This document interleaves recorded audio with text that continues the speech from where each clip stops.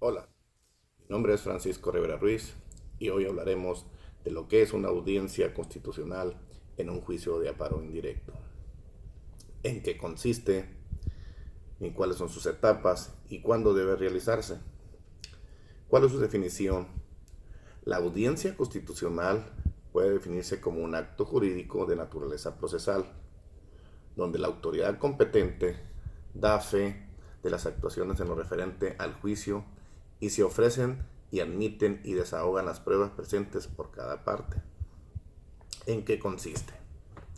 Consiste en realizar las pruebas, alegatos, el pedimento del agente del Ministerio Público y se dicte la regularización correspondiente. En términos generales, se refiere a una pluralidad de actos que se actualizan en movimientos diversos en donde integran como una sola unidad la facultad del Estado.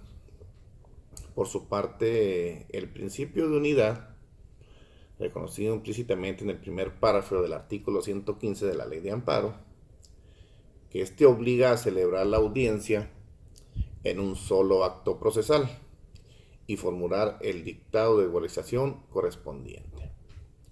Por último, el principio de concentración que exige las cuestiones incidentales que surjan dentro de un juicio y resuelvan la sentencia definitiva, a fin de evitar al que él se paralice o se dilate. ¿Cuáles son sus etapas?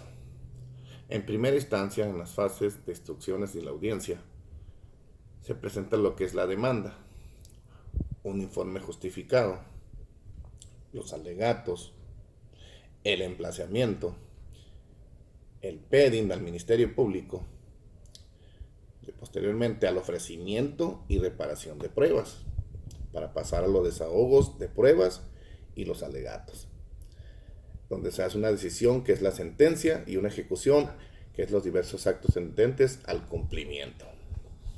Las etapas expositivas, probatorias de alegatos y conclusiones, donde viene siendo el juicio de amparo de la segunda instancia, donde el juez y la Suprema Corte de Justicia de la Nación es donde están los recursos de revisión y agravios, los emplazamientos a las partes, donde están los análisis de procedencia y admisión, la vista al Ministerio Público, donde está el proyecto de resolución y la sesión.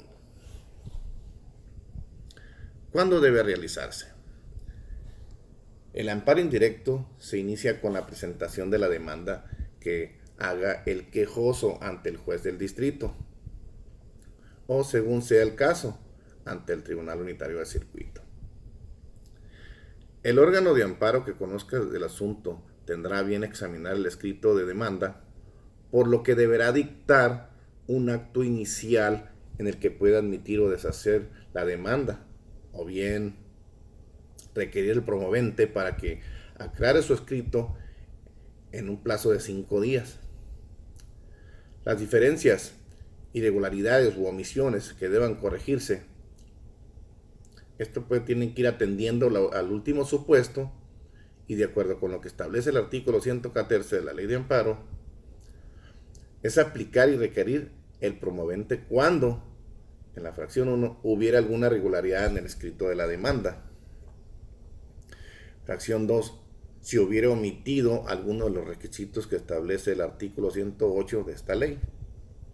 Fracción 3, no se hubiera acompañado en un caso en donde el documento acredite la personalidad o esté resuelto insuficiente. El fracción 4, no se hubiera expresado con precisión el acto reclamado. Fracción 5, no se hubiera exhibido las copias necesarias de la demanda. Admitida ya la demanda de amparo, en el propio acto de admisorio se señalará día y hora para celebración de la audiencia constitucional, la cual deberá tener verificativo dentro de los 30 días siguientes en que se dicte el auto. Además, se pedirá a las autoridades responsables que emitan su informe justificado y se ordenará notificar la demanda al tercer interesado. Cabe mencionar que al tercer perjudicado y al Ministerio Público, quienes en su carácter de parte pueden hacer manifestaciones contrarias a la demanda de amparo instaurado, invocar causales de improcedencia, aportar pruebas tanto respecto al desahogo de pruebas ofrecidas por el quejoso como de pruebas ofrecidas por ellos mismos. Entonces, la autoridad responsable debe rendir su informe justificado en el cual deberá señalar si reconoce o no el acto reclamado y en su caso, las razones y los fundamentos que estime pertinentes para sostener la improcedencia del juicio o la constitucionalidad del acto reclamado. Muchas gracias.